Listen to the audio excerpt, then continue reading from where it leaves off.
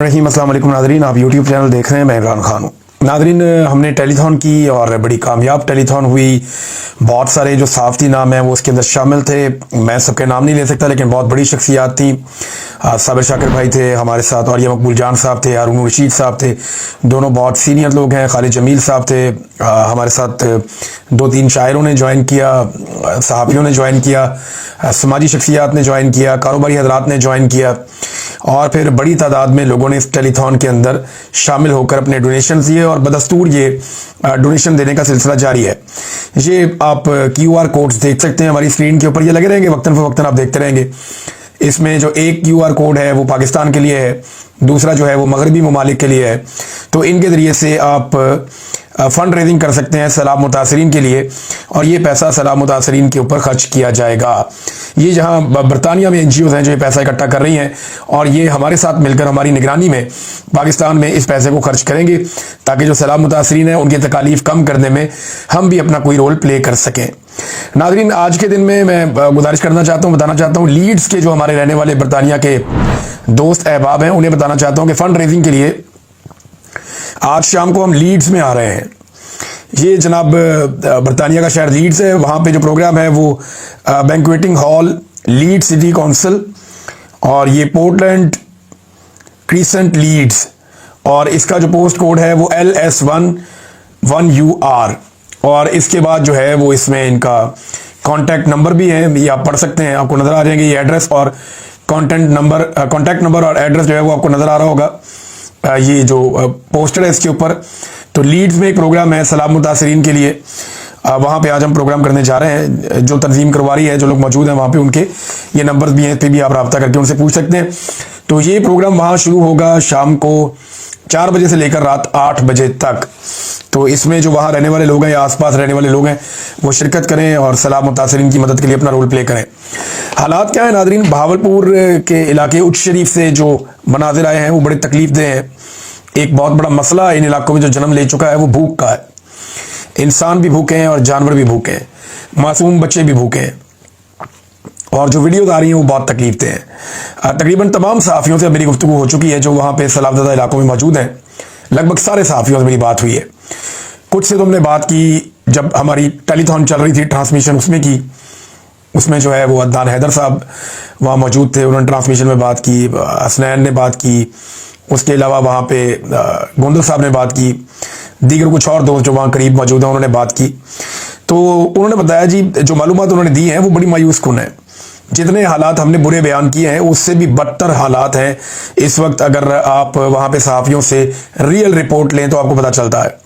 Rescue और जो relief का ड्रामा है वो सिर्फ वहाँ तक महदूद होता है जहाँ तक राजकुमारी टिकटॉकनी या उनकी कोई साथी टिकटॉकर वहाँ पे मौजूद हो, बस वहाँ तक ही एक ये ड्रामा महदूद होता है।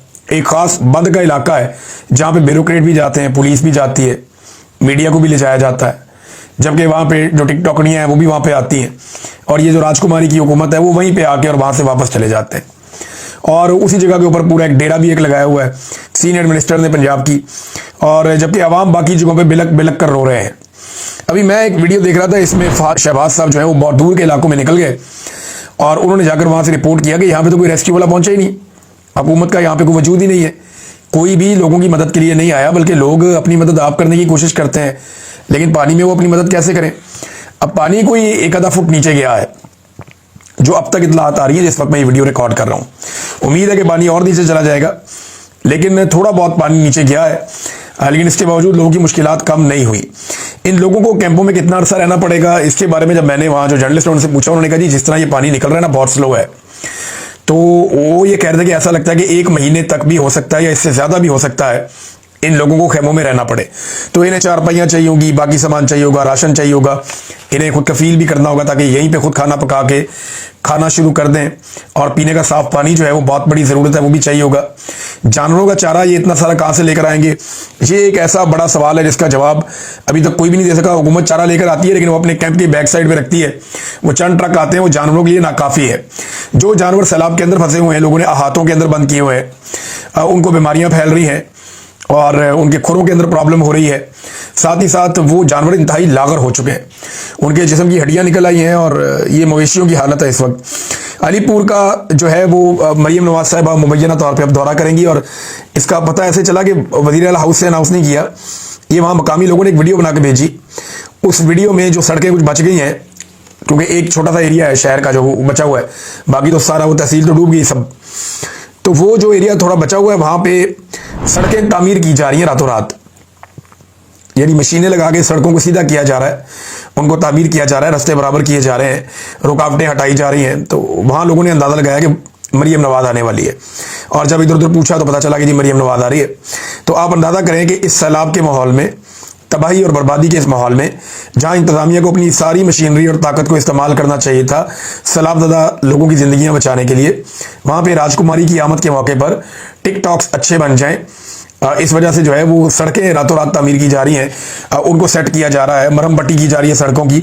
तो ये बड़ी अजीब चीज़ है, शायद आपको ये अजीब लग रही होगी, लेकिन मुझे अच्छी तरह याद है कि शहबाज शरीफ भी जब किसी मुकाम का दौरा करते थे तो उनके जाने से पहले वहाँ पे सड़कों की मरहम पट्टी की जाती थी, और मैंने एक दो दफ़ा ये बातें रिपोर्ट की, तो उस पर शहबाज शरीफ साहब ने और उनकी कैबिनेट ने और उनके लोगों ने उस दौर में बहुत बुरा बनाया था और मेरे ऑफिस में शिकायत लगा दी थी। नाज़रीन, सलाम मुतासरीन ये कह रहे हैं कि हमारे बच्चों की जानें जो है वो बचाई जाएं, लेकिन ये बाकायदा वीडियो इसकी मौजूद है कि जर्नलिस्ट वहाँ पे रिपोर्टिंग कर रहे हैं, मरियम औरंगजेब वहाँ पे मौजूद हैं, सैलाब मुतासरीन कह रहे हैं जी हमारे बच्चों की जानें बचाएं, उनको कह के थक गए, हमारे बच्चे वहाँ फंसे हुए, उनको नहीं बचा रहे। तो वज़ीर साहब ये फरमाती हैं कि झूठ मत बोलो, यानी किसी गरीब आदमी को मुँह के ऊपर कह देना कि झूठ मत बोलो, अपने जैसा समझा सारों को, कि जब दिल किया कि मेरी तो लंदन तो क्या पाकिस्तान में भी कोई प्रॉपर्टी नहीं है, क्लेबरी फॉन्ड आ गया निकल के बीच में से। तो ये कहानियाँ और ये झूठ जो है ये हमने बहुत सुने हैं। गरीब आदमी के पास करैक्टर ही तो रह जाता है, बाकी होता क्या उसके पास, जो वो छोड़ के जाता है लोग उसके लिए दुआ करते हैं बाद में, कोई लंबी चौड़ी जायदादें तो है नहीं उसके पास। तो आपके तो रजिस्टर्ड झूठ हैं जो पकड़े गए हैं और बार बार पकड़े गए हैं, हम डील करके नहीं गए, फिर वो मुआहदा सामने आ गया जिस पे डील करके मियाँ साहब बाहर गए थे। तो ये तो बहुत ढेरों झूठ है, मैं बोलना शुरू करूँ तो 1 दर्जन झूठ तो अभी गिनवा दूंगा मैं, और वो भी मेजर बड़े बड़े झूठ। छोटे झूठों का तो इनका एक अंबार लगा हुआ, रोजाना की बुनियाद पे बोलते हैं। तो आप देखें ना, वो गरीब आदमी को कहते हैं झूठ मत बोलो, मीडिया के सामने शोर मचाओगे तो कुछ नहीं होगा, धमकी भी लगा दी साथ। एक तो उस पर तोहमत लगा दी, इल्ज़ाम लगा दिया कि तुम झूठ बोल रहे हो, दूसरा गरीबों को ये कह दिया कि अगर तुम मीडिया के सामने शोर मचाओगे तो फिर कुछ भी नहीं होगा, यानी हम अगर तुम्हें लोगों को बचाना भी है तो हम नहीं बचाएंगे। तवज्जो इनकी कहाँ पे नाज़रीन, ज़रा ये एक तस्वीर देखिए, मैं आपको दिखाना चाह रहा था। ये तस्वीर आप जब देखेंगे तो आपको आइडिया होगा कि एक्चुअल पिक्चर क्या है। ये आमिर मुगल साहब ने पोस्ट की है अपने एक्स अकाउंट के ऊपर। ये मरियम नवाज दिखाई जा रही है, पीछे सूरज निकल रहा है और लोग डूब रहे हैं, उनके घर डूब रहे हैं, दरख्त डूबे हुए हैं, उनके जानवर डूबे हुए हैं, लोग बचाओ बचाओ की आवाज़ें लगा रहे हैं, हेल्प बचाओ लोग ऐसे बोल रहे हैं। और मरियम नवाज के हाथ में एक मोबाइल फ़ोन है, आईफोन, और वो उससे अपनी टिकटॉक बना रही है। ये किसी ने अक्कासी की है सूरत हाल की, बिल्कुल दुरुस्त तर्जुमानी की है, सही अक्कासी की है मौजूदा सूरत हाल की, कि इनकी जो सारी की सारी तवज्जो है वो इस वक्त भी टिकटॉक्स के ऊपर है और किसी काम के ऊपर कोई इनकी ख़ास तवज्जो नहीं है। नाज़रीन, एक और चीज़ है, वो आर्मी चीफ ने एक मरतबा फिर ये कह दिया, गुज़िश्ता चंद दिनों से पहले DGSPR कह रहे थे, फिर आर्मी चीफ कह रहे थे सियासतदानों को ये करप्ट कहते हैं, बुरा कहते हैं। ये फौज का पुराना तरीकाकार है, वो बार बार कहते हैं सियासतदान ठीक नहीं है, ये इक़्तिदार परस्त है, इक़्तिदार के लिए ये करते हैं, ये करप्शन करते हैं, बेईमानी करते हैं, फ्रॉड करते हैं। तो सारा कुछ पाकिस्तान में हमेशा से सियासतदानों पे डाला जाता है, तो वही चीज़ मैं यहाँ पे भी होती हुई देख रहा हूँ। आर्मी चीफ ने एक बार फिर अच्छी तर्ज हुक्मरानी पर जोर दे दिया। अब मामला ये है कि उन्होंने जोर तो दिया कि तर्ज हुक्मरानी अच्छी होनी चाहिए, ये आर्मी चीफ ने कहा, लेकिन उन्होंने ये क्यों कहा, उनका इससे क्या ताल्लुक है? यानी हुक्मरान की बात मानना उनका काम है आईने पाकिस्तान के मुताबिक। हुक्मरान कौन होगा, क्या करेगा, ये तो वोट डाल सकते हैं, एक वोट उनका है अपना, जब वोट डालें तो फैसला करें इसको डालना है उसको डालना है। इसके अलावा वो नहीं बता सकते हुक्मरानों को कि हुक्मरानी कैसी करनी है, ये उनकी डोमेन नहीं है। हाजिर ड्यूटी ऑफिसर कैसे ये मुतालबा कर सकता है, मेरी समझ से बाहर है। यानी क्या ये शहबाज शरीफ की हुकूमत पर बैड गवर्नेंस का एक और इल्ज़ाम या टैग है जो जनरल साहब लगा रहे हैं कि जनाब इनकी हुक्मरानी ठीक नहीं है? तो हमेशा से सियासतदानों को बदनाम किया जाता है, हालांकि हुक्मरानी हमेशा एस्टेब्लिशमेंट करती है, इख्तियार और इक़्तिदार हमेशा पाकिस्तान के अंदर एस्टेब्लिशमेंट के पास रहा है, लेकिन वो कहते हैं जी अच्छी तर्ज हुक्मरानी होनी चाहिए। अब ये अच्छी तर्ज हुक्मरानी कैसे लाएं? अब इतने जूते पॉलिश करके भी शहबाज शरीफ साहब ने अगर ये सुना, फर्ज करें शहबाज शरीफ साहब कल को कोई फौज पे तनकीद कर दे तो उनके साथ क्या होगा? यानी सियासतदान के ऊपर फौजी तनकीद कर दे कोई मसला नहीं, फौजी के ऊपर सियासतदान तनकीद कर दे तो रियासत पे हमला हो जाता है, मुल्क के लिए खतरा करार दे दिया जाता है। ये बड़ी अजीब बात है। सबको अपने अपने आईनी और कानूनी दायरा इख्तियार में रहना चाहिए, उससे बाहर ना जाएं तो ज़्यादा अच्छी बात है। नाज़रीन, एक बड़ा इशू उठ गया और वो अली अमीन गंडापुर के हवाले से है। खबर जो रिपोर्ट की गई है वो फ़हीम अख्तर मलिक साहब ने की थी और वो पाकिस्तान तहरीक इंसाफ के लोगों ने उठा ली। सोशल मीडिया पे ये खबर फैल गई। फिर जो लोग मीटिंग के अंदर मौजूद थे, उस मीटिंग में उनसे कुछ जर्नलिस्ट हैं, उन्होंने बातें की, जैसे तारिक मतीन साहब कंफर्म कर रहे हैं, कुछ और सहाफ़ी कंफर्म कर रहे हैं, लेकिन फ़हीम अख्तर मलिक साहब ने खबर दी थी कि, और वो ये कह रहे हैं कि 100% ये खबर ठीक है, मैं अपनी खबर पर कायम हूँ। अली अमीन गंडापुर ने कहा कि 22 से ज़्यादा खैबर पख्तूनख्वा असम्बली के MPs के बयान हल्फी एस्टेब्लिशमेंट के पास हैं और इनके सर पर हुकूमत कायम है। अगर हुकूमत गई तो आपका हशर भी PTI पंजाब वाला होगा। फिर इजलास में इत्तफाक हुआ कि हुकूमत कायम रखी जाएगी, चाहे जो हो जाए। इनसे इतना पूछें इमरान खान ने जो हदायत की थी उस पर अमल हुआ या नहीं हुआ, ये उन्होंने आगे कहा। फिर एंड में उन्होंने कहा जी मैं अपनी खबर पर कायम हूँ और मुख्तलिफ सोर्सेज से कन्फर्म करने के बाद मैंने खबर दी है, लफज ब लफज कायम हूँ, खबर का मुकम्मल रिकॉर्ड भी है, अगर खबर झूठी है तो कानूनी कार्रवाई आप कर सकते हैं। बाकी लोग जो हैं पाकिस्तान तहरीक इंसाफ के, उन्होंने दीगर चीज़ें भी इसमें बताई कि गंडापुर साहब ने कहा कि जो कहा गया मुबैना तौर पे कि मैं तुम्हारी नहीं एस्टेब्लिशमेंट की वजह से वज़ीर आला हूँ, वो चाहते तो एक दिन में मेरी हुकूमत गिरा देते, मैं उनकी मजबूरी हूँ। एस्टेब्लिशमेंट ने फाटा और अफगानिस्तान से मुतालिक कुछ फ़ायदे या काम लेने हैं। बहरहाल इस पर सनाउल्लाह मस्ती खेल साहब हों या बैरिस्टर गौहर हों, ये कहते हैं जी हम उस मीटिंग में मौजूद थे जो शुरू में हुई सितंबर के, और उस मीटिंग में गंडापुर ने ऐसी कोई बात नहीं की। अब गंडापुर या गंडापुर के जो करीबी साथी हैं उन पर लोग भरोसा नहीं करते। सोशल मीडिया ऐसा लगता है कि ये ज़हन बना चुका है कि गंडापुर साहब ने ज्यादती की है और गंडापुर इमरान खान साहब की बात नहीं मान रहे, और ये इसका रिकॉर्ड है ना। देखें, इमरान खान साहब कहते हैं मुझे आके मिलो, ये जाके मिलते नहीं है, मिलने के लिए कोशिश भी नहीं करते। वो कहते हैं अफगानिस्तान जाओ, ये कहते हैं मेरा पासपोर्ट ही नहीं है। हालांकि ये बड़ी अजीब खबर है। वो कहते हैं ड्रोन पे FIR करो, और ड्रोन पे ड्रोन हो रहा है, कुछ भी नहीं करते। इमरान खान साहब कहते हैं ऑपरेशन को रुकवाओ, ये कहते हैं जंग हम जीतेंगे। बिल्कुल एक अपोजिट इनका एक मौक़िफ़ है। इमरान खान साहब ने कहा बजट पेश नहीं होगा, इन्होंने पेश कर दिया। उन्होंने कहा अच्छा मेरे से मुशावरत के बाद पास नहीं होगा, इन्होंने पास कर दिया। तो ये जो सारी चीज़ें, वो कहते हैं जी मुझे मिलने आओ, ये मिर्ज़ा अफरीदी के फार्म पे पहुंच जाते हैं। तो 4-5 ऐसे मुतालबात हैं इमरान खान साहब के जो उनकी हदायत हैं, जिन पे अली अमीन गंडापुर साहब ने गुज़िश्ता कुछ अरसे में कोई अमल दरामद नहीं किया। एक सवाल ये उठता है कि अली अमीन गंडापुर साहब अब सख्त ज़बान इस्तेमाल करते हैं, इसके बावजूद लोग उन पर भरोसा नहीं करते। यानी अभी इन्होंने कल जो स्टेटमेंट रात को आया उसमें बड़ी धमकियां दी है कि ऑल ओवर द वर्ल्ड में चैलेंज कर रहा हूँ, सबके लिए बात कर रहा हूँ। ऑल ओवर द वर्ल्ड करने की जरूरत ही नहीं है, पाकिस्तान में बात करनी है सिर्फ, और डी चौक जाना था, वहां आप गए नहीं। बाहर गंडापुर साहब कहते हैं जी कि इमरान खान को कोई माइनस नहीं कर सकता, कोई बाई का लाल ऐसा नहीं है, किसी के बाप में भी ये हिम्मत नहीं है। बड़ी धमकियां में सख्त लहजा, लेकिन PTI अब मुतासिर नहीं होती उनके स्टेटमेंट से। गंडापुर साहब के अपने मीडिया के करीबी लोग हैं कुछ, वो इसको वायरल करने की कोशिश करते हैं, यानी वो इसको उनका स्टेटमेंट उठाते हैं, उसको लगाते हैं, लेकिन वो वायरल होता नहीं है। लोग उसे रीपोस्ट ही नहीं करते, बल्कि उसके ऊपर लोग जो कुछ लिखते हैं वो मैं पढ़ भी नहीं सकता।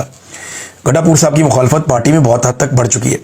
अगर इमरान खान साहब ने गंडापुर को रेस्क्यू ना किया तो उनकी हालत शेर अफजल मरवत वाली हो जाएगी, या उनकी हालत जहांगीर तरीन वाली हो जाएगी, या वो महमूद खान और परवेज खट्टक बन जाएंगे।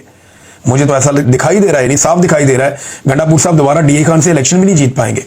अगर इमरान खान साहब ने उन्हें रेस्क्यू ना किया तो वो इलेक्शन लड़ने की पोजीशन में नहीं होंगे। अब चाहे वो जितने मर्जी सख्त स्टेटमेंट दें, लोग तो उनके दिन गिन रहे हैं कि बाकी महीना रह गया, 2 महीने आपके गुजर गए।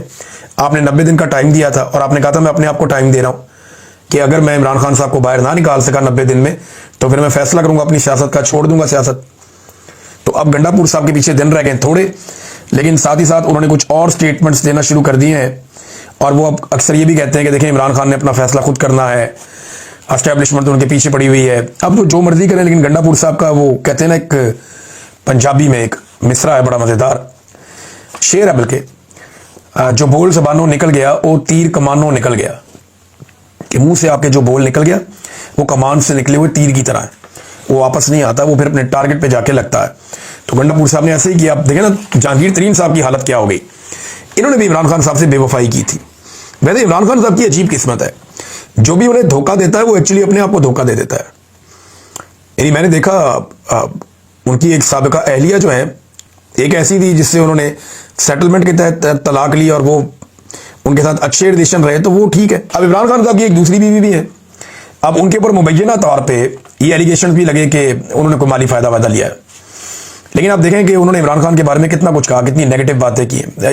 एक तरह का धोखा है कि आप एक बंदे के बारे में, उसके साथ पहले आपका निकाह है, बाद में आप उसके घर की बातें, और वो भी कोई झूठ कोई सच, यानी वो अजीबो गरीब जिनका सर पाँव भी नहीं है, वो बातें कर दी। और आप देखें उसका नुकसान इमरान खान को नहीं हुआ, उसी खातून को हुआ।